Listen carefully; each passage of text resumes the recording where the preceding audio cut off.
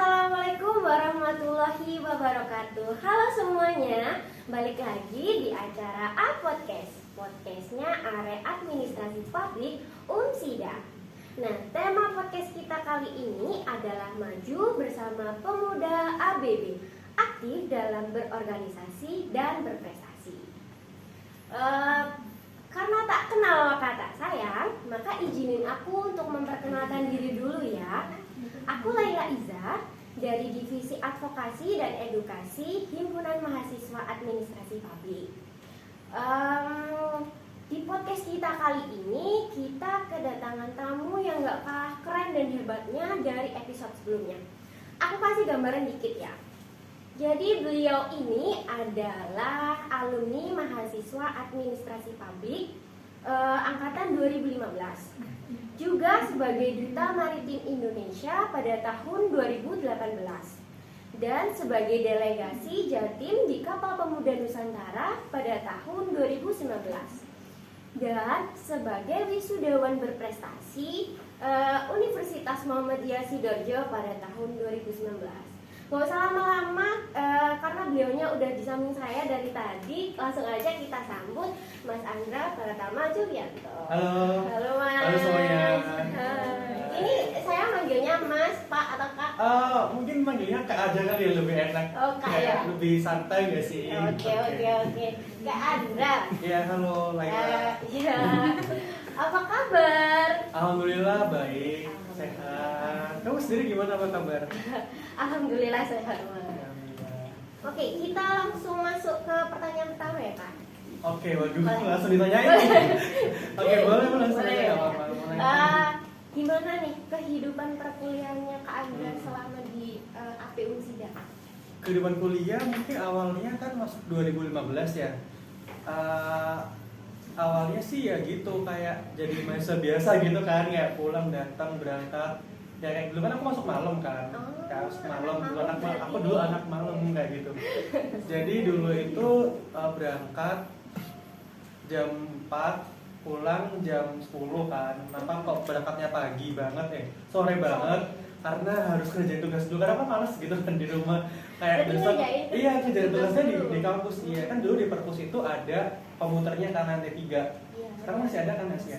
Nah itu dulu dimanfaatin buat kerjain tugas kayak gitu. Makanya kalau kuliah di rumah kan juga nggak ada kerjaan kan. Nah, sebenarnya dulu ambil malam niatnya pengen kerja kan, tapi karena udah selesai kontrak kerjanya, jadi ya udah jadi mahasiswa biasa aja. Ini ya pindah ke kelas pagi di semester 3 mau ke 4 kayak gitu. Sebenarnya juga kuliah sebenarnya sih belum aktif-aktif banget sih di organisasi, karena kan ya namanya juga maba kan, kayak masih adaptasi gitu lah pokoknya. Masih standar gitu, kegiatannya masih nggak ada, masih ada kegiatan. Kalau gitu apa aja kira-kira kegiatan Mas Andra selama masih aktif jadi mahasiswa? Kalau kegiatan aku sih kalau dulu masih aktif ya. Jadi dulu itu di tahun 2015 maba itu disuruh ikut salah satu pemilihan duta lah di Sidoarjo gitu kan. Ini nggak boleh di-wip kan? Gak usah disebut kan? Gak usah disebut aja ya. Jadi ada gitulah di Sidoarjo duta, akhirnya keterima, lalu dapat juara kan di sana. Nah di situ udah mulai tuh aktif organisasi kan, udah mulai aktif, udah mulai kerja di organisasi dan bertahan sampai berapa ya? 2 tahun, 4 tahun lah sampai mau lulus kuliah. Iya lama, soalnya nanti itu ada hubungannya sih antara kuliah yang tak ambil sama organisasi itu. Nah ini sih penting banget bagi kita semua kan, kalau mau ikut organisasi itu pastikan kita dapat benefit gitu loh. Jangan sampai kita ikut organisasi itu cuman dapat capeknya aja kan, di bandar gitu kan ya. Iya, ya jangan sampai kayak gitulah. Yang penting kita aktif organisasi itu dapat benefit, at least ilmu yang bisa kita terima kan kayak gitu. Kan tadi udah disinggung antara kesinambungan antara organisasi yang diikutin sama jurusan yang Mas ambil. Iya benar. Boleh diceritain nggak sih apa kesinambungannya itu? Ya, jadi kesinambungannya itu kan lebih ke pengaplikasian ilmu di kuliah sih ya. Soalnya kan dulu itu kan aku concernnya ke pariwisata. Nah kebetulan organisasi itu yang aku jalani selama kuliah sampai 4 tahun itu concern juga di bidang pariwisata dan deket banget sama pemerintahan. Jadi kesempatan kan, AP kan belajarnya pemerintahan kan ya. Ya udah mumpung aja di situ bertahan lama karena emang butuh data buat skripsi, emang butuh apa channel orang pemerintahan buat belajar kayak gitu. Berarti Mas ambil skripsinya di situ juga ya? Iya di situ juga. Jadi gampang banget kan. Tuh, Dapat datanya gampang banget. Jadi teman-teman kalau mau skripsi pastikan magang di pemerintahan biar dapat data gampang, cepat lulus. Tips juga nih buat aku. Iya, tips juga. Oke, kan Mas Andra kan juga aktif di luar, terus pasti di kuliah juga banyak tugas. Gimana cara manajemen waktu dulu? Jujur ya, aku tuh orangnya jalan banget dari tugas. Saya mepet. Iya, mepet ya. Dulu aku tuh ingat kalau aku Pak Hendra gitu ya. Iya. Pada Pak Hendra maaf ya Pak. Jadi dulu pokoknya Pak Hendra itu kan kuliahnya aku lupa waktu semester 1 itu nanti aktif-aktifnya di jadi organisasi. Wah, keceplosan. Bisa di grup nggak? Bisa Saya nanti ya. Tim editor. Oh iya, oke. Jadi aktif kan di organisasi itulah gitu kan. Akhirnya disuruh tugas buat pariwisata gitu kan. Suruh nulis. Nulisnya pakai di kertas folio gitu loh. Iya. Karena aku males banget kan, capek gitu jari-jari capek nulis gitu kan. Nggak tahu kerjain, jadi kayak ya udah nggak kerjain itu aja gitu. Kosong berarti Mas? Iya kosong. Itu tugas harian. Ya Allah, jadi kosong banget. Jadi ya itulah. Kalau yang lain sih alhamdulillah ya tadi sih nyiasatinnya kayak gitu. Datangnya jam 4, baru kerja tugas itu semester 1, 2, 3. Nah semester 4 itu kan 2016 kan. Udah masuk masa genap itu dapat laptop kan dari orang tua. Ya udah ngerjain kayak gitu. Susah sih sebenarnya kalau bagi tugas untuk organisasi sama kuliah kan. Iya, Apalagi biar apa ya namanya? Biar nggak tumpang tindih dan nggak berat salah satu gitu ya Mas, biar dua-duanya tetap jalan, tetap seimbang. Susah banget. Jadi kalau lagi punya tugas, mana tuntutan juga harus aktif gitu kan, karena kan biar sama-sama jalannya enak dan tanggung jawab kan sama dua-duanya. Jadi sempat kelabakan sih dulu, apalagi waktu semester 4 ke 5 kan banyak-banyak tugas gitu kan, padat. Terus belum lagi company visit ke Banyuwangi. Kamu ada company visit nggak? Waduh, kurang tahu. Aku kurang Saya tahu. posisi itu. Oh, berdua, kayak masih lama. Iya. Jadi buat laporan kayak gitu-gitu sih standar. Tapi dulu sempat emang males kerjain tugas sampai nggak kekumpul kayak gitu. Terus nemuin semangat buat ngerjain tugas lagi itu gimana Mas? Sadar sih kalau misalnya kita nggak bisa bertahan lama di organisasi kan, pasti lengser. Jadi tetap harus ngutamain kuliah. Maksudnya kayak sedapat-dapatnya duit kita jadi ngejob dari organisasi itu, tetap harus kuliah gitu loh, kayak gitu kan. Jadi ya udah, bedanya dua sih, kamu mau aktif di organisasi doang atau IP kamu jelek, kayak gitu kan. Dulu kan angkatan itu angkatan yang cukup ambis ya anaknya ya. Cuma misalnya, sampai sekarang. Jadi kalau misalnya kita enggak bersaing di kelas gitu, ya bakalan gitu tertinggal gitu kan. Jadi ya udah kayak gitu. Jadi harus benar-benar cari cara gimana caranya menonjol sih di depan dosen kayak gitu. Ngerjain tugas meskipun tugasnya ala-ala sih, ngerjainnya nggak benar-benar sungguh-sungguh. Iya. Katakanlah deadline-nya jam 12 malam ya, ngirimnya jam 23.59 gitu. Kayak gitu sih. Mepet banget. Yang penting kekumpul lah. Oke, lanjut ya. Aku dengar Andra nih sekarang lagi kerja di Unsida ya? Iya, benar. Betul kan? Di bagian staf administrasi di LKUI, benar nggak Mas? Benar, di lembaga kerjasama dan urusan internasional. Oke, boleh diceritain nggak sih Mas, gimana awalnya bisa masuk sana, terus kenapa kok pilih berkarir di kampus, dan apakah ada kesinambungan antara jurusan yang Mas ambil sama pekerjaan? Ya, jadi sebenarnya selesai lulus kuliah di 2019 itu emang galau sih sebenarnya, karena pilihannya itu kan aku pengen S2 tapi males belajar.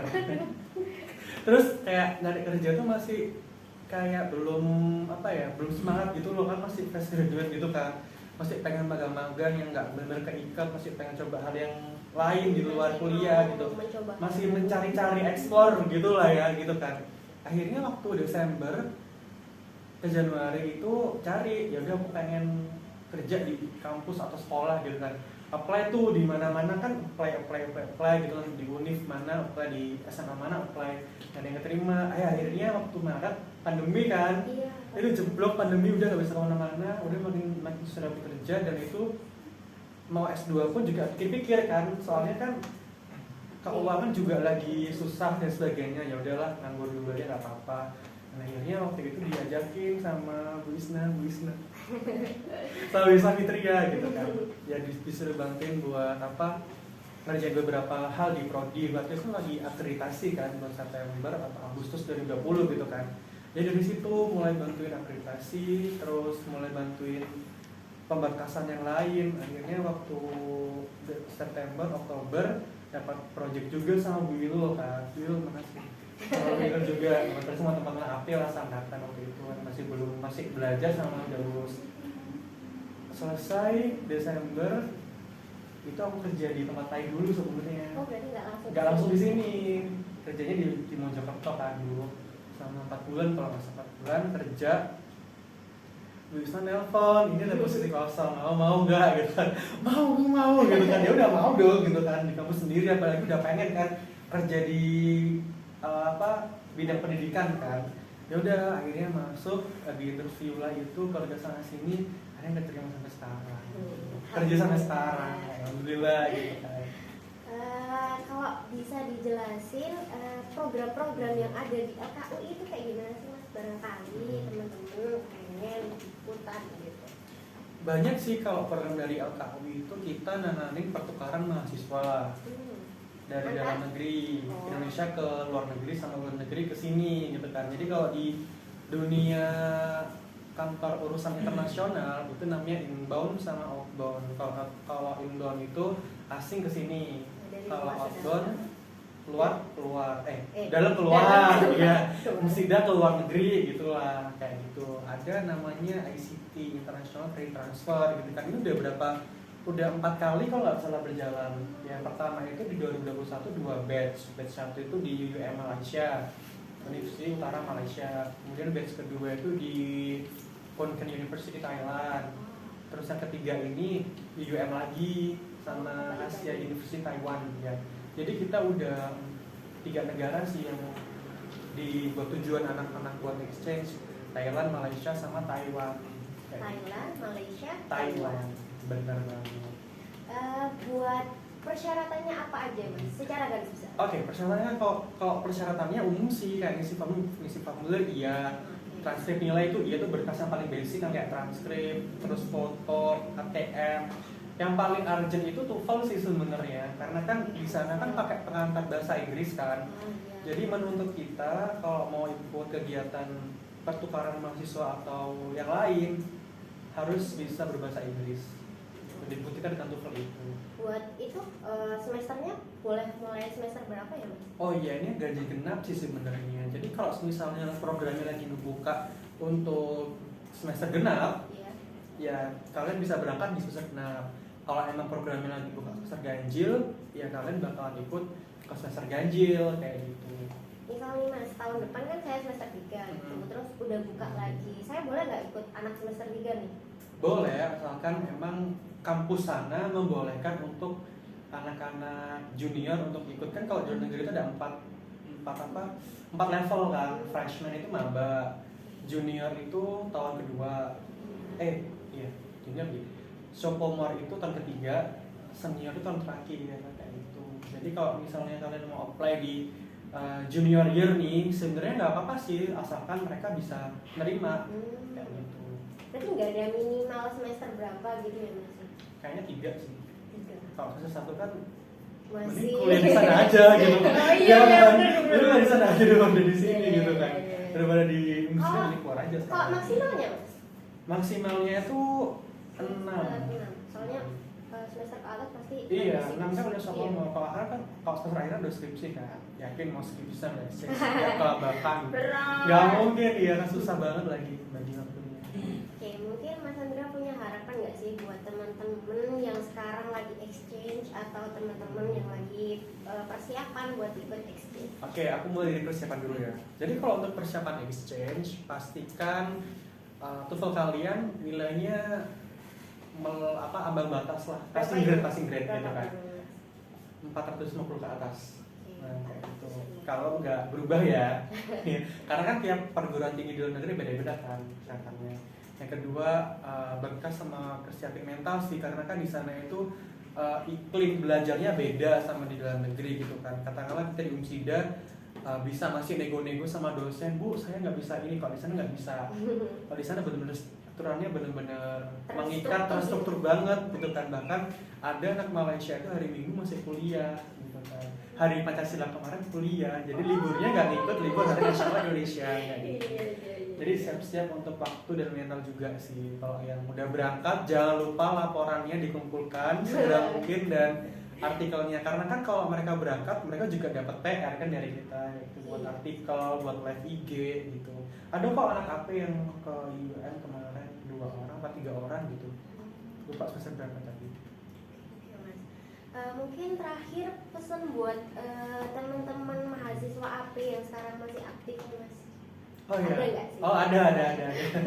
Jadi untuk teman-teman mahasiswa AP masih aktif dan memang passion berorganisasinya tinggi, yang harus diperhatikan itu satu, jangan lupa tanggung jawab di kuliah ya, gitu. Gimana pun juga itu ada kewajiban kalian untuk belajar.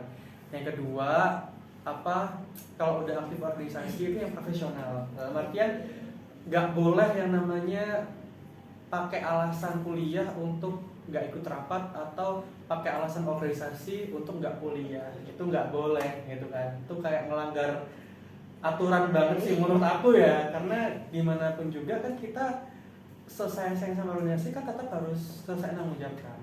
Terus yang terakhir nih, pastikan kalian ikut organisasi itu yang jelas organisasinya apa. Terus kalau bisa juga adnya dijaga.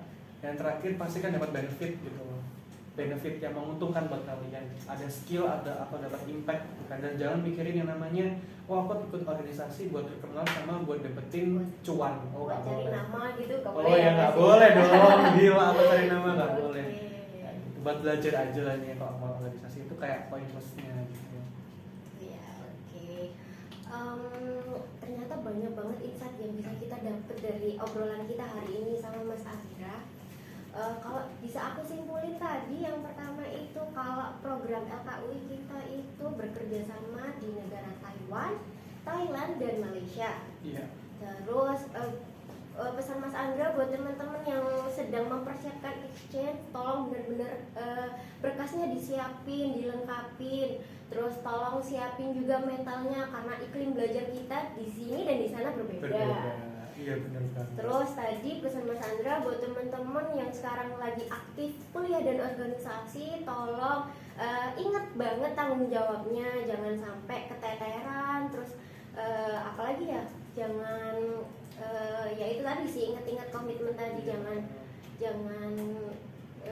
kayak salah satunya gitu. di lebihin beban kan, Iya. tetap tahun sama jangan lupa Harus ngerjain tugas. setara Iya. gitu. Jangan lupa ngerjain tugas, karena kalian meskipun kalau kata anak organisasi kan buat apa MPT tapi nggak ikut organisasi. Tolong, salah teman-teman, harus stabil ya kayak gitu. Nggak boleh yang namanya mindset itu nggak boleh tertanam gitu loh kan. Oh ya, sama lagi nambahin kalau di LKU itu kerjasamanya sebenarnya ke banyak negara, di Eropa, di Asia, sama di Australia juga, di Amerika juga ada beberapa. Cuman yang memang sedang ada program pertukaran itu dari 3 negara tadi itu, Malaysia, Taiwan, sama Malaysia, Thailand, Taiwan, 3 itu. Nggak untuk kemungkinan nanti di masa depan bakalan bisa exchange ke kampus di Eropa, Amerika, atau di Australia kayak gitu. Jadi ya pantau terus di IG @LKUI Unsida ya. Oke. Mungkin cukup sampai di sini dulu obrolan kita kali ini. Makasih banyak Kak Andra buat waktunya. Ya, sama-sama. Makasih udah hadir di sini. Ya, siap. Terus makasih juga teman-teman yang udah stay tune dari awal sampai akhir. Jangan lupa like, comment, subscribe, dan terus pantengin YouTube AP Unsida TV. Sampai ketemu di episode selanjutnya. Wassalamualaikum warahmatullahi wabarakatuh. Udah.